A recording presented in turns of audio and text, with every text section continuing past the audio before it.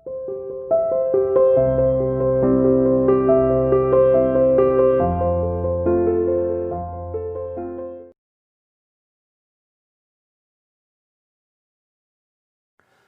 students, welcome back in the series of Vector Algebra Physics Class 11th. पिछले lectures में हम लोग discuss कर रहे थे मल्टीप्लिकेशन ऑफ वेक्टर्स। उसमें हमने पढ़ा था कि एक वेक्टर को जब दूसरे वेक्टर के साथ मल्टीप्लाई करते हैं तो डॉट प्रोडक्ट भी आ सकता है और क्रॉस प्रोडक्ट भी। तो आज हम लोग डिस्कस करेंगे क्रॉस प्रोडक्ट, मींस पहले वाले कंडीशन से थोड़ा सा अलग हटके बात करेंगे आज। तो आज का लेक्चर है क्रॉस प्रोडक्ट पे बेस। से पहले मैं थोड़ा सा डिस्कस कर दूं कि हमने जो अब तक पढ़ा, हमने पढ़ा था कि लेट अस सपोज एक वेक्टर है ए और मैंने इस वेक्टर को मल्टीप्लाई किससे किया, बी वेक्टर से, और मल्टीप्लाई करने के बाद मेरे पास कुछ आता है सी। कंडीशन क्या है कि ए वेक्टर लिया, उसको मल्टीप्लाई किया बी वेक्टर से, हमारे इक्वल आया सी। पॉसिबिलिटीज होंगी दो, there are two possibilities that one, ये सी क्या है, स्केलर। सेकेंड पॉसिबिलिटी ये हो सकती है कि सी क्या है, ये है वेक्टर। इस बिहाफ पे हम लोगों ने मल्टीप्लिकेशन को भी दो तरह का बना दिया। एक को हमने कहा स्केलर प्रोडक्ट, मींस अगर एक वेक्टर क्वांटिटी को मल्टीप्लाई करते हैं दूसरी वेक्टर क्वांटिटी से और रिजल्टेंट आता है स्केलर यानी magnitude C, this is a scalar. तो इस प्रोडक्ट को हमने नाम दिया था स्केलर प्रोडक्ट, या हमने इसे नाम दिया था डॉट प्रोडक्ट। और पिछले लेक्चर्स में हम लोग पूरा डिस्कस कर चुके हैं कि डॉट प्रोडक्ट होता क्या है, डॉट प्रोडक्ट को कैलकुलेट कैसे करते हैं, डॉट प्रोडक्ट की कंडीशंस क्या हैं, डॉट प्रोडक्ट से हम कैसे कैसे अदर फिनोमिनास देख सकते हैं या कैलकुलेशंस कर सकते हैं, फिजिक्स में इसका यूज़ क्या है। उसके बाद पिछले लेक्चर में कल हमने बात की थी इसके कुछ न्यूमेरिकल्स की, आप लोगों ने ट्राई भी किए होंगे। आज मैं ये डिस्कस करने वाला हूं कि अगर ए वेक्टर को बी वेक्टर से मल्टीप्लाई करते हैं और जो क्वांटिटी आती है वो स्केलर ना हो के क्या है, वो वेक्टर है। अगर वो क्वांटिटी वेक्टर है तो क्या होगा, तो उस प्रोडक्ट को हम क्या कहेंगे, that is called vector product या क्रॉस प्रोडक्ट। तो नेक्स्ट आज का जो हमारा टॉपिक है वो है कि एक वेक्टर ए लिया, मैंने उसको मल्टीप्लाई किया सेकंड वेक्टर बी से, और जो रिजल्ट आता है that is also a vector. A vector A that can be multiplied by vector B and it comes out vector C. अगर दो वेक्टर को मल्टीप्लाई किया, वेक्टर को मल्टीप्लाई करने के बाद आया क्या, सी, वो भी वेक्टर, उसके पास इंफॉर्मेशन दो हैं, दोनों में इंफॉर्मेशन है, मैग्नीट्यूड भी है और डायरेक्शन भी है। तो उस कंडीशन में हम इस प्रोडक्ट को नाम देते हैं वेक्टर प्रोडक्ट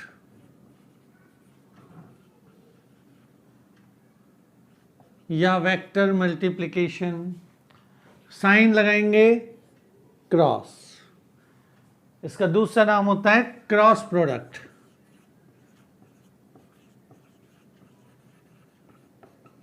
तो ये बात आपको क्लियर हो गई होगी। हमने इससे पहले भी डिस्कस किया था कि वेक्टर में जब स्केलर क्वांटिटी को मल्टीप्लाई करेंगे तो एक वेक्टर आएगा, सिर्फ मैग्नीट्यूड इंक्रीज हो जाएगा। सेकंड हमने पढ़ा एक वेक्टर को दूसरे वेक्टर में मल्टीप्लाई करेंगे, एक स्केलर क्वांटिटी आई, उसको हमने नाम दिया डॉट प्रोडक्ट। आज हम कह रहे हैं एक वेक्टर को दूसरे वेक्टर से मल्टीप्लाई किया और उसका जो रिजल्टेंट आया वो आया सी। सी इज ए वेक्टर और उस वेक्टर के पास मैग्नीट्यूड भी है, डायरेक्शन भी है।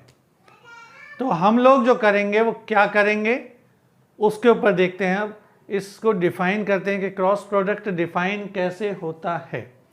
तो let us discuss vector product. हाँ, तो एक वेक्टर है मेरे पास A, तो डिफाइन कैसे करते हैं हम क्रॉस प्रोडक्ट को। क्रॉस प्रोडक्ट, क्रॉस प्रोडक्ट को हमने क्या नाम दिया, एक और नाम हमारे पास है वेक्टर प्रोडक्ट।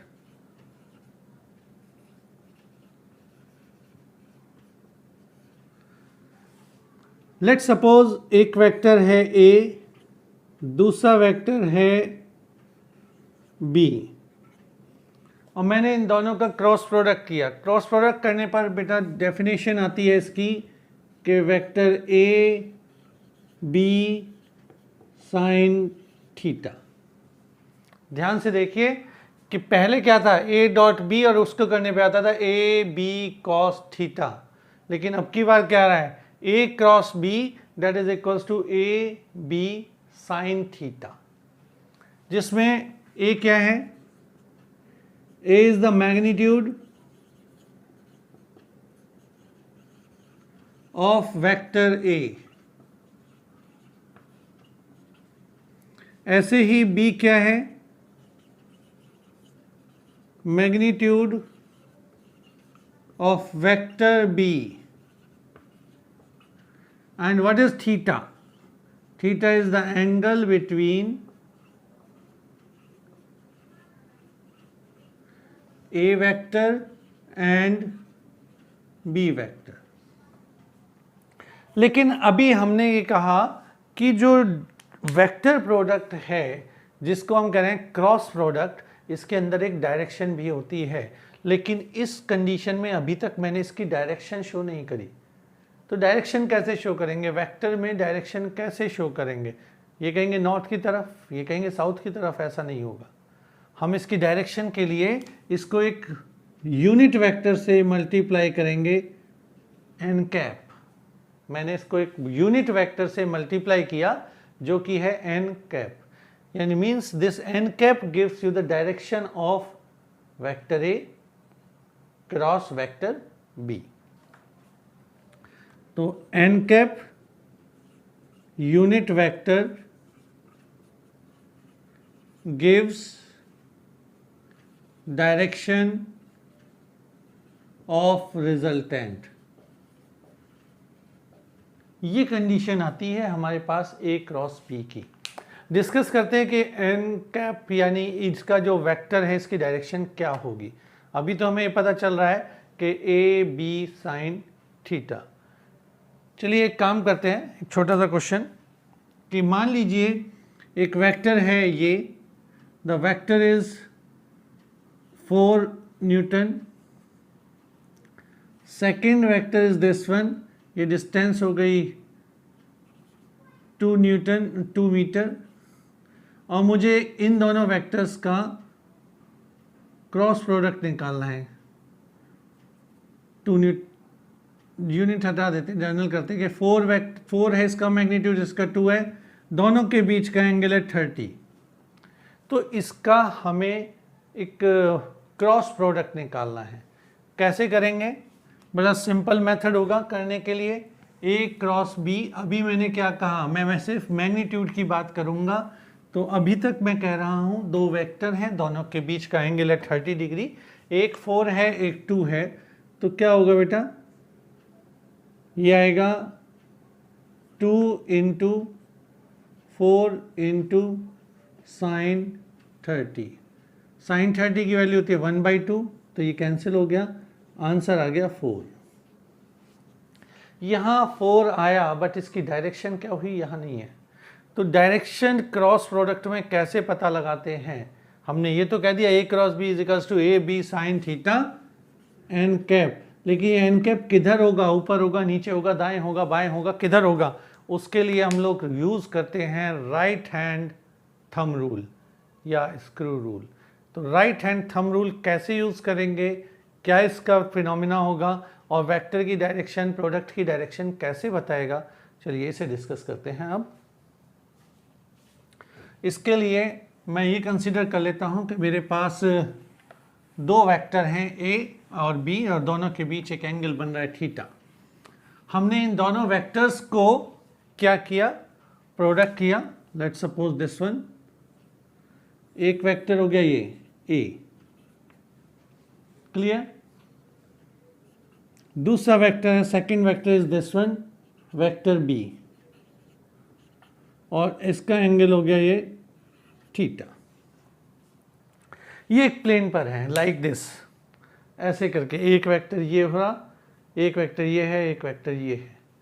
ए वेक्टर से बी वेक्टर, तो मैं कैसे चला, अगर मैं ऐसे ले लूँ, एक ये और साथ में एक ये दो हो गए।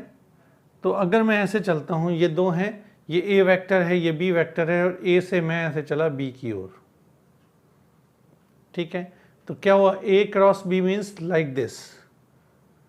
तो जिधर की हम चले, पहले वेक्टर से दूसरे वेक्टर की ओर, हमारी जो राइट हैंड में फिंगर्स का कर्ल है वो भी ऐसे ही चलेगा। ये देख रहे हैं ऐसे, ए से बी, ये ए से बी ऐसे जा रहा था, मेरी फिंगर भी ऐसे ही चल रही है ए से बी।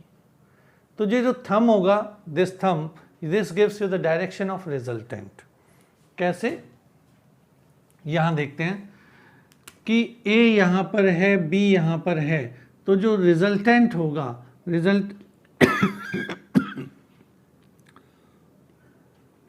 तो इसका रिजल्टेंट या तो होगा नीचे की ओर परपेंडिकुलरली डाउनवर्ड, या फिर ऊपर की ओर होगा परपेंडिकुलरली अपवर्ड।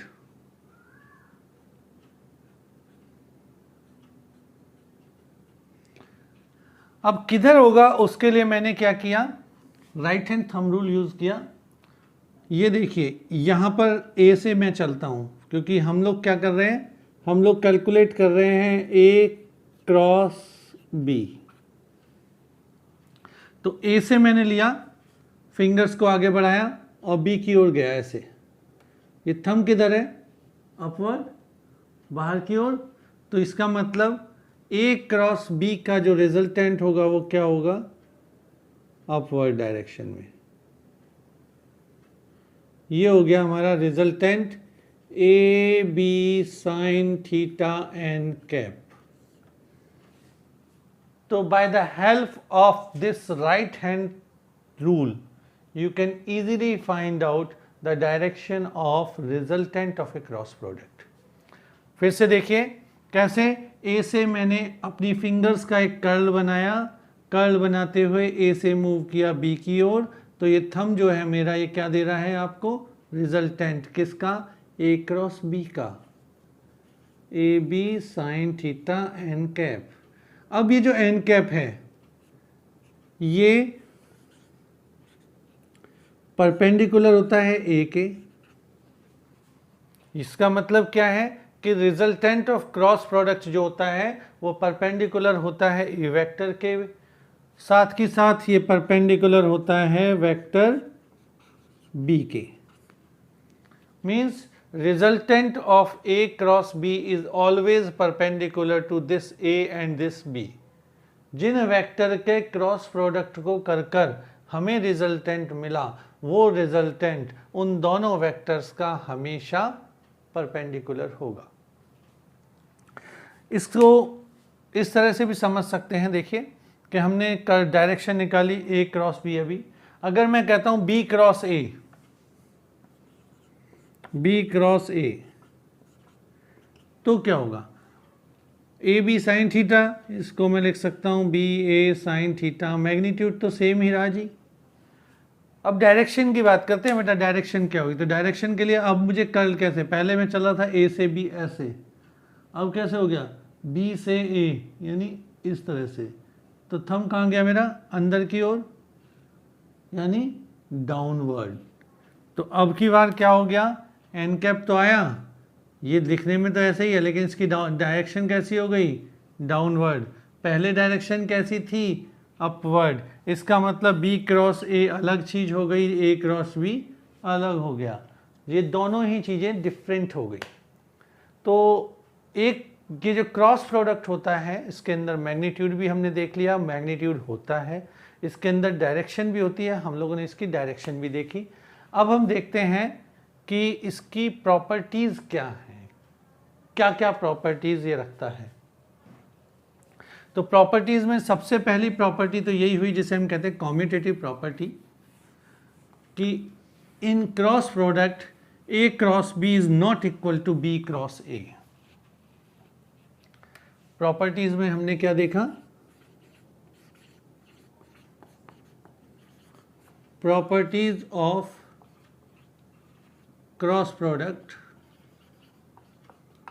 जिसमें सबसे पहली प्रॉपर्टी क्या है, कॉम्यूटेटिव प्रॉपर्टी, और वो कॉम्यूटेटिव प्रॉपर्टी क्या है, A cross B is not equal to B cross A। जबकि डॉट प्रोडक्ट में आपने पढ़ा था A क्रॉस B इक्वल होता है, sorry A dot B equal होता है B डॉट A के। हम लोग डॉट प्रोडक्ट में पढ़ चुके हैं कि A डॉट B इक्वल होता है B डॉट A, लेकिन यहाँ पर ऐसा नहीं होता। क्रॉस प्रोडक्ट में A dot cross B B cross A के इक्वल नहीं होता। क्यों नहीं होता? जो अभी हमने डिस्कस किया कि जब हमने कहा A क्रॉस B, A ये है, B ये है, दोनों के बीच एंगल थीटा ये है, A क्रॉस B में हमारा कर्ल बना, कैसे बना, कर्ल बनता है एंटी क्लॉकवाइज, एंटी क्लॉकवाइज में डायरेक्शन आ गई आउटवर्ड। मैंने कहा B से A की ओर जाइए, B से A की जो ओर जाते हुए कर्ल बना क्लॉकवाइज, तो डायरेक्शन हो गई इनवर्ड। तो दोनों का मैग्नीट्यूड सेम है लेकिन डायरेक्शन चेंज है, इसलिए A cross B B cross A के इक्वल नहीं होता। So it is not a commutative, ये कम्यूटेटिव लॉ को फॉलो नहीं करता है। सेकेंड पॉइंट है इसका डिस्ट्रीब्यूटिव लॉ। डिस्ट्रीब्यूटिव लॉ को हम समझ सकते हैं कि ये है A cross B plus C equals to, देखिए क्रॉस प्रोडक्ट हो या डॉट प्रोडक्ट हो, दोनों ही प्रोडक्ट्स डिस्ट्रीब्यूटिव लॉ को फॉलो करते हैं। और डिस्ट्रीब्यूटिव लॉ को फॉलो करते हैं तो A cross B plus C equal होगा A क्रॉस B के या A क्रॉस C के। तो ये दोनों ही चीज़ें फॉलो करेंगे तो हम लिख सकते हैं A cross B plus C that is equals to A cross B plus A cross C। Third point और लेता हूं मैं। थर्ड पॉइंट है कि अगर मैं क्रॉस प्रोडक्ट निकालूं या क्रॉस प्रोडक्ट हम कैलकुलेट करें A cross A, means the cross product of vector with itself.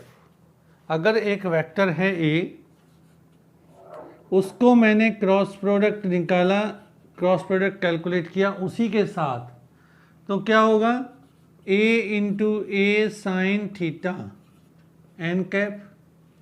अब कोई एक वेक्टर है, उसका उसी के साथ एंगल कितना होगा। अगर मैं कहूँ कि भाई A वेक्टर ये है, इसका A वेक्टर के साथ ही एंगल बताऊँ तो होगा थीटा इज इक्वल्स टू 0, क्योंकि उसका अपने आप से कितना एंगल होगा, वो तो 0 ही रहेगा। तो साइन 0 की वैल्यू कितनी होगी, 0। तो हम कह सकते हैं A cross A is equal to 0। एक और बात कह सकते हैं कि अगर दो वेक्टर हैं, दोनों एक दूसरे के पैरेलल हैं, means angle between the two vectors is 0, दोनों एक दूसरे के पैरेलल हैं तो क्रॉस प्रोडक्ट क्या होगा, 0 होगा। अगर दोनों एक दूसरे के एंटी पैरेलल हैं तो भी क्रॉस प्रोडक्ट क्या होगा, 0 होगा। तो फाइनल पॉइंट मैं यहाँ पर यही ले रहा हूँ कि if the two vectors are parallel to each other that the cross product is 0, and if the two vectors are anti-parallel to each other, then again cross product is 0. Means अगर मैं कहता हूं बेटा कि A cross B where A vector is parallel to B vector, दोनों एक दूसरे के पैरेलल हैं। अगर दोनों एक दूसरे के पैरेलल हैं तो थीटा कितना हो जाएगा, 0 डिग्री। तो इसे फाइंड आउट करने के लिए क्या होगा, ए बी साइन 0, साइन 0 की वैल्यू 0, तो ए डॉट क्रॉस बी की वैल्यू कितनी हो गई, 0 हो गई। तो if two vectors are parallel to each other then their cross product is 0. If two vectors are perpendicular to each other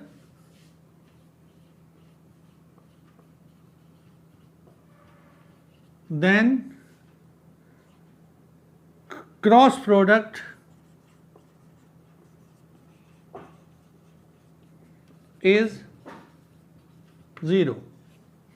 Similarly, अगर मैं कहता हूं if anti-parallel to each other and if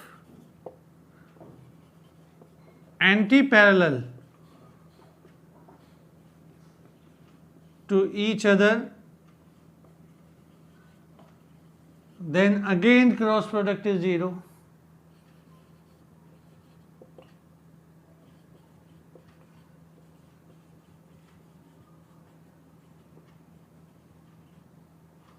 इसका मतलब हुआ कि अगर एक वेक्टर ये है दूसरा वेक्टर ये है तो इन दोनों का क्रॉस प्रोडक्ट कैसा होगा? 0 होगा. एक वेक्टर ये है दूसरा वेक्टर ये है, दोनों का क्रॉस प्रोडक्ट क्या होगा? 0 होगा. तो चाहे पैरेलल हो या एंटी पैरेलल हो, इनका क्रॉस प्रोडक्ट 0 ही होना है. चलिए अब आगे बात करते हैं डायरेक्शन के लिए और थोड़ा सा अदर लेते हुए कि कैसे कैलकुलेट करेंगे. तो आगे चलते हैं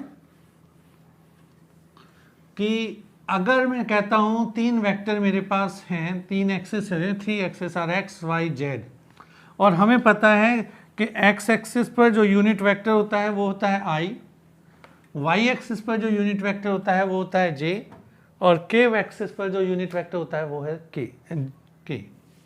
ये 3 वेक्टर्स हैं मेरे पास.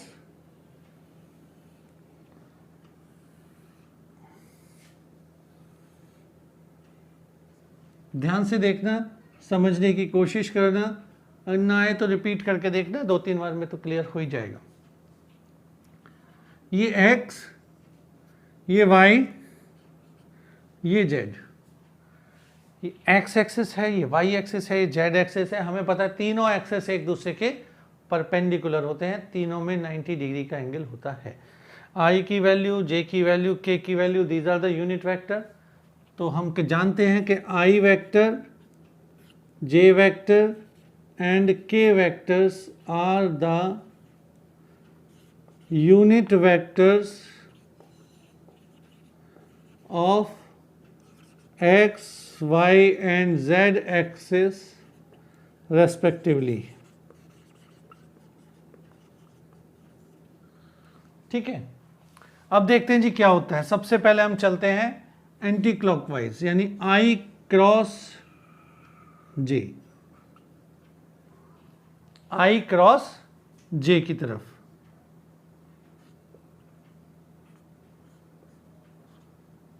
अगर I क्रॉस J है तो क्या होगा? I J साइन 90, और साथ में देखिए क्या I क्रॉस J ऐसे, तो ये किधर की ओर रहेगा? बाहर की ओर. बाहर की ओर यानी कि K. तो ये क्या आ गया? K. तो I cross J is equals to K.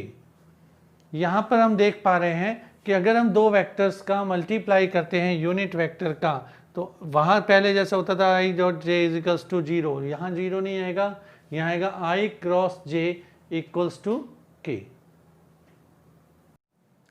Now जैसा आपने देखा कि I क्रॉस J क्या आ गया बेटा? अब I क्रॉस J हमने देख लिया K आता है जी. सेकंड देखते हैं अब J क्रॉस K क्या आता है. ये J हो गया y एक्सिस पर, K Z हो गया, वो K हुआ Z एक्सिस पर. हमारा फिर से एंटी क्लॉकवाइज चल रहा है, कर्ल ऐसे चल रहा है, तो डायरेक्शन क्या हो गई? x की तरफ. तो आपके पास है J cross K equals to J K sine 90,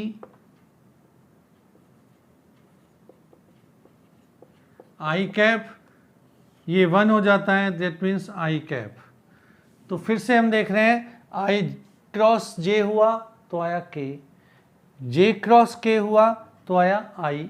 third vector आना है और कुछ नहीं है, थर्ड वेक्टर आना है।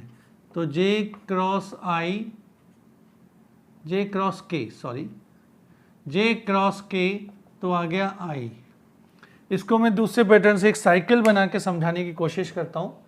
जैसे यहाँ पर मैंने वेक्टर्स की तरफ से लिया, एक साइकिल बनाते हैं वेक्टर की फॉर्मेट में ही, कि एक साइकिल के दौरान हम कैसे समझ सकते हैं। जैसे मान लीजिए हमारे पास 3 वेक्टर हुए, एक वेक्टर इधर था आई, एक वेक्टर इधर था जे, और एक वेक्टर इधर था के। जब मैंने इन दोनों की मल्टीप्लाई किया, कैसे, ऐसे गया आई क्रॉस जे, आई क्रॉस जे, तो कौन सा वेक्टर मिलता है, थर्ड वेक्टर यानी के। देख लीजिए I cross J is equals to K. अब मैंने किया जे क्रॉस के, जब जे क्रॉस के किया तो मुझे क्या मिलेगा, जे और के यूज हो गया, थर्ड वेक्टर ये रहा, तो जे क्रॉस के इज इक्वल्स टू आई। अब मैंने लास्ट किया के क्रॉस आई, लास्ट क्या किया, के क्रॉस आई, और थर्ड वेक्टर यहाँ पर अब क्या, के और आई के बाद बचता है जे, तो इसे लिख दिया जे। तो आपके सामने प्रोडक्ट आ रहा है यूनिट वेक्टर्स का कि I dot J, I cross जे होता है के, जे क्रॉस के होता है आई, आई के क्रॉस आई होता है जे। ये कब हुआ, जब हम ऐसे घूम रहे हैं एंटी क्लॉकवाइज। अब इसका उल्टा करते हैं, सबसे पहले जे से आई की ओर, जे क्रॉस आई। अगर हम चलते हैं जे क्रॉस आई, जे क्रॉस आई में क्या होगा, डायरेक्शन चेंज हो गई, डायरेक्शन चेंज हो गई, क्लॉकवाइज हो गई, क्लॉकवाइज हो गया तो के की जगह क्या आएगा, minus K. J cross I is equals to minus K. तो इन दोनों को देखिए, यहाँ पर आ रहा है के, यहाँ आ रहा है माइनस के, तो वो बात क्लियर होती है कि these are not commutative because I cross J is not equals to J cross I, ये इक्वल नहीं है। इसलिए क्या हुआ, ये वेक्टर्स कॉम्यूटेटिव नहीं है, कॉम्यूटेटिव लॉ को फॉलो नहीं करता। अब देखिए यहाँ से आई क्रॉस के, अगर मैं आई क्रॉस के चलता हूँ तो आई क्रॉस के की वैल्यू क्या आएगी, माइनस जे आएगी। लास्ट लिया मैंने के क्रॉस जे, के क्रॉस जे, और के क्रॉस जे जब हम लेते हैं तो वैल्यू आती है हमारे पास minus I. K cross J equals to minus I. तो आप देख पा रहे हो ये कहलाता है एक तरह से साइकिल रूल, कि जब हम एंटी क्लॉकवाइज घूम रहे हैं तब प्रोडक्ट में प्लस आ रहा था थर्ड वेक्टर, जब हम क्लॉकवाइज घूम रहे हैं तब प्रोडक्ट आ रहा है हमारा माइनस में। आई क्रॉस जे इज के, J cross I is minus के, कुछ इस तरह से हुआ। ये प्रोडक्ट या ये रूल हमने अब तक पढ़ा जहां हम कह रहे हैं ए बी साइन थीटा या A B sine theta N cap. Next अभी हम लेते हैं vector product in Cartesian coordinates. ध्यान दीजिएगा अभी इसी चीज को, वेक्टर्स यानी cross product in Cartesian coordinate.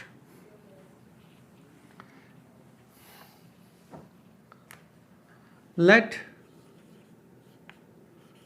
एक वेक्टर है A that is equals to A X I plus A Y J plus A Z के।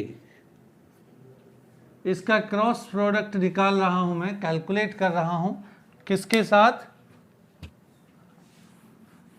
बी के साथ, यानी B X I plus B Y J plus B Z के। B X I plus B Y J plus B Z के। बड़ा simple सा तरीका आप लोगों को पता है, पहले ए एक्स के सबके साथ मल्टीप्लाई करो, फिर बी एक्स की करो, फिर ए वाई की करो, फिर जी बी जेड की करो। वही तरीका पहले इस्तेमाल करके देखते हैं, थोड़ा लंबा मेथड ज़रूर है, कोशिश करते हैं क्या होता है।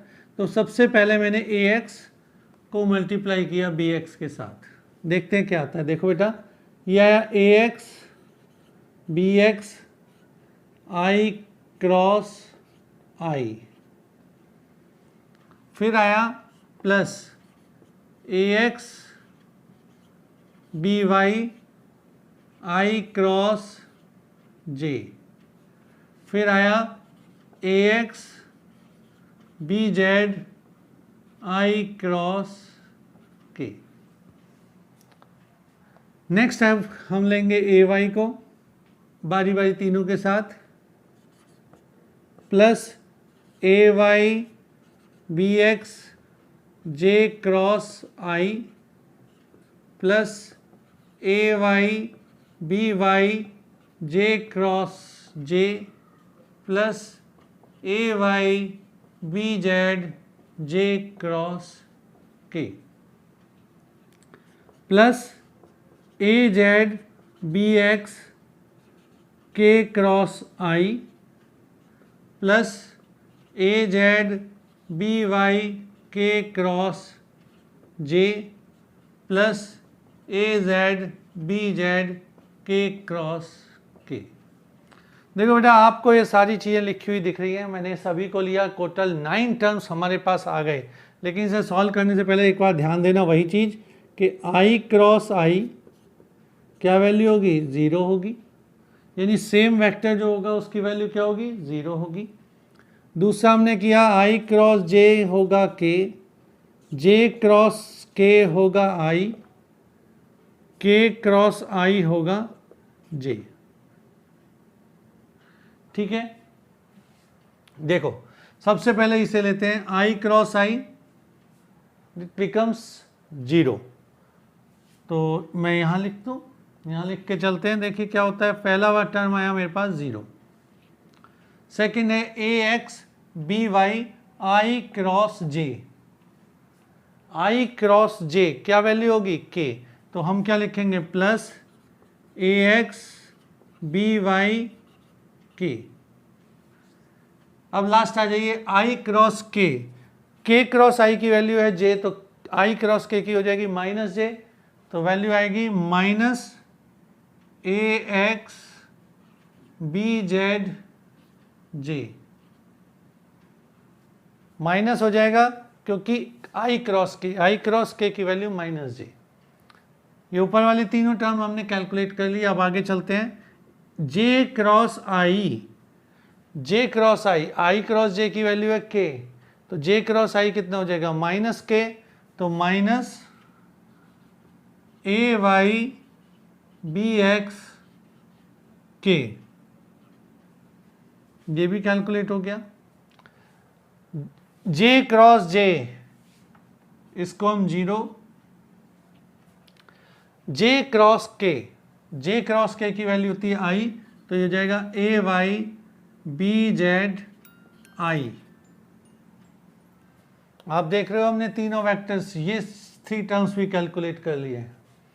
अब क्या करते हैं, प्लस के क्रॉस आई की वैल्यू कितनी है बेटा, जे, तो हम लिखेंगे ए जेड बी एक्स जे, प्लस के क्रॉस जे इसकी उल्टा हो जाएगा, यानी माइनस आई, जे क्रॉस के आई था, यहाँ माइनस आई हो जाएगा, तो हम क्या करेंगे, minus A Z B Y आई, और लास्ट है 0 क्योंकि के क्रॉस के है। अब इसको दोबारा लेते हैं जरा ऊपर की तरफ बोर्ड पर, जिससे क्लियर हो जाए आप लोगों को। बेटा दिक्कत हो तो इसको वीडियो को पॉज करके बीच में देख लेना। मैंने टर्म को बारी बारी कैलकुलेट किया है और उनकी वैल्यूज रखी हैं, बस और कुछ नहीं है। ठीक है, अब हर एक को साथ लीजिए, जैसे आई वाला टर्म्स एक ये रहा और एक आई वाला टर्म्स हमारे पास ये रहा। तो सबसे पहले मैं आई वाला टर्म्स ले रहा हूँ, vector A cross vector B that is equals to क्या होगा, A Y B Z minus A Z B Y I, इन दोनों में से। अब मैं ले रहा हूं जे वाला टर्म, तो जे में आप देख रहे हो ए जेड बी एक्स ए एक्स बी जेड, तो मैंने यहां लिया minus A X B Z minus A Z B x जे, ये भी हो गया। लास्ट क्या है हमारे पास, के वाला टर्म है, तो ए एक्स बी वाई और ए वाई बी एक्स, तो लास्ट टर्म क्या होता है, plus A X B Y minus A Y B x के। So this is the answer of vector product in Cartesian coordinate. तो हम लोग इस तरह से बड़े इजीली वे में कार्टेशियन कोऑर्डिनेट कर सकते हैं कैलकुलेट, लेकिन थोड़ा सा लेंदी पड़ा, और लेंदी होता है तो थोड़ा दिक्कत आती है कैलकुलेट करने में, बहुत प्रॉब्लम्स होती है। मैथमेटिक्स में एक रूल है जो 12th में आके पढ़ोगे, जिसको वो कहलाते हैं मैट्रिक्स एंड डिटर्मिनेंट्स। किसी भी वेक्टर को हम लोग मैट्रिक्स और डिटर्मिनेंट्स के हेल्प से शो कर सकते हैं, और एक ट्रिक बनती है छोटी सी जिसमें हम डायरेक्टली यहीं पहुंचेंगे जहां पे हम इतनी सारी कैलकुलेशन करके पहुंचे हैं। मैं वो भी बता देता हूं और उम्मीद करूंगा आपको समझ में भी आ जाएगी। नहीं, थोड़ी इजी है, ज़्यादा नहीं है, बहुत इजी है, ध्यान से देखो बस, तो वो एक ट्रिक हो जाएगा कि हम जल्दी से यहाँ तक पहुँच जाएं जो हम कोशिश कर रहे हैं। तो अगेन दोबारा मैं कार्टेशियन कोऑर्डिनेट वेक्टर का प्रोडक्ट दिखा रहा हूँ करके इस समय, but with the help of determinant. तो कैसे करेंगे उसको एक बार ध्यान से देखो। मैंने क्या कहा कि एक वेक्टर है ए जिसकी वैल्यू है ए X I plus A Y J plus A Z के। दूसरा वेक्टर है बी, उसकी वैल्यू है B X I plus B Y J plus B Z के, और हमें कैलकुलेट करना है क्या, ए क्रॉस बी। देखिए, जिस चीज़ को हमें कैलकुलेट करना है उसको लिखने के लिए हम लोग सबसे पहले यूज़ करते हैं एक डिटर्मिनेंट्स, यानी ए क्रॉस बी की जो वैल्यू होगी वो कुछ इस तरह से लिखी जाएगी। यह है ए क्रॉस बी इक्वल्स टू, सबसे पहले बात करते हैं यूनिट वेक्टर्स की। तो यूनिट वेक्टर्स क्या है, आई जे के। डिटर्मिनेंट में क्या होता है, रॉज होती हैं ऐसे करके, यानी ये हमारे कॉलम है और ये हमारी रो है। सबसे पहली रो किसकी आएगी, यूनिट वेक्टर्स की, आई जे के। सबसे पहली रो जो होगी यानी हॉरिजॉन्टल लाइन जो होगी वो यूनिट वेक्टर्स की होगी, उसे कहते हैं रो, और जो वर्टिकल लाइन बनती है उन्हें कहते हैं कॉलम। इस मैट्रिक्स में बेसिकली डिटर्मिनेंट्स में तो इसको इतना ध्यान नहीं, सॉल्व करने की तरीका देखते हैं। बाकी 12th में आपका फर्स्ट चैप्टर मैथमेटिक्स के अंदर यही होगा, डिटर्मिनेंट्स एंड मैट्रिक्स, बहुत ईजी है। अब हमें करना है ए क्रॉस बी, तो ए की जो A X A Y A Z है, सेकेंड रो होगी A X A Y A Z, third होगा B X B Y B Z. हमारा डिटर्मिनेंट मैट्रिक्स तैयार हो गया, डिटर्मिनेंट तैयार हो गया। अब क्या करना है, सिंपली इसकी वैल्यू निकालनी है, और वैल्यू निकालने का तरीका बहुत आसान है। सबसे पहले क्या करना है, ये जो यूनिट वेक्टर है इसे लेके चलना है, यानी आई। अब क्या करोगे आप, इसके साथ वाली सारी की सारी रो को छोड़ दीजिए, यूनिट वेक्टर्स की कंप्लीट रो को छोड़ दो। यूनिट वेक्टर्स के बाद में आई के नीचे वाले कंप्लीट कॉलम को भी छोड़ दो, यानी इन सब को छोड़ दो, ए एक्स बी एक्स को छोड़ दो, बचा क्या, ए वाई बचा, ए जेड बचा, बी वाई बचा, बी जेड बचा। ये 4 एलिमेंट बचे, दीज 4 एलिमेंट्स। अब क्या करेंगे हम, इन 4 एलिमेंट्स में सबसे पहले ए वाई की मल्टीप्लिकेशन करो, बी वाई में मल्टीप्लाई कर दिया, यानी A Y multiplied by B Z.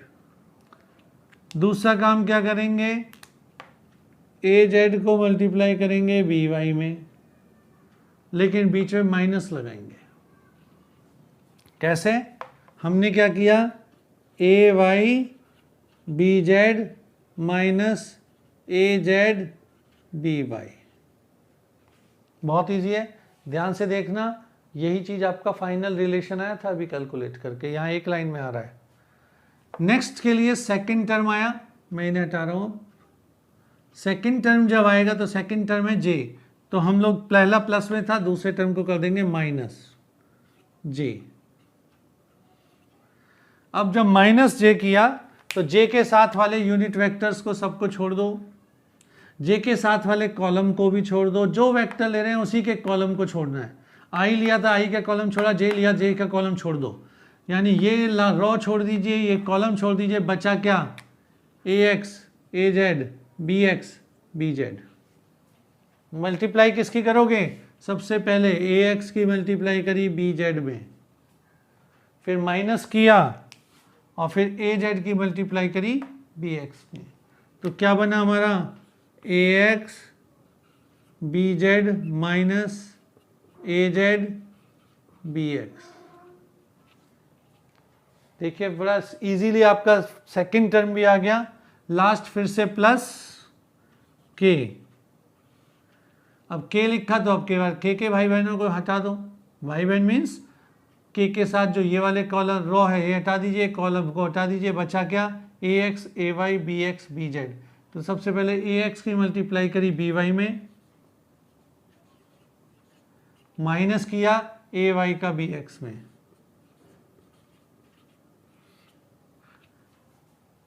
शायद ये इजी लगा होगा। तो मैट्रिक्स मेथड ही ये है जिसमें हम लोग किसी भी चीज़ को बहुत इजीली कैलकुलेट कर सकते हैं, इक्वेशन तक सॉल्व कर सकते हैं, आगे चल के आप पढ़ेंगे। लेकिन फ़िलहाल के लिए वेक्टर के लिए क्रॉस प्रोडक्ट आप इस मेथड से करेंगे, बहुत इजी रहेगा। जो हमारा जनरल और ट्रेडिशनल मेथड चला आ रहा है ना, वो ट्रेडिशनल मेथड हमारे पास एक लंबी कैलकुलेशन लेके आता है। तो इस मेथड पे आओ, थोड़ी प्रैक्टिस करेंगे। शुरू में लगता है कि थोड़ा सा प्रैक्टिस की ज़रूरत है, लेकिन अगर प्रैक्टिस अच्छे ढंग से कर लोगे तो no doubt you can easily solve this. तो कल इसकी प्रॉब्लम्स करेंगे, वेक्टर क्रॉस प्रोडक्ट। तो लास्ट लेक्चर होगा कल हमारे पास वेक्टर्स का, और कुछ उसके इम्पोर्टेंट फॉर्मूले मैं बताऊंगा कंपटीशन के लिए, लेकिन कल हमारा लास्ट लेक्चर होगा। आज के लिए इतना ही। ध्यान से इस वीडियो को देखें, देखने के बाद समझें क्या कह रहा है, कौन सा फॉर्मूला बनता है, क्या कंडीशंस आती हैं, देन कुछ प्रॉब्लम्स खुद भी सॉल्व कीजिए। कल मिलते हैं इसकी प्रॉब्लम्स के साथ। All the best.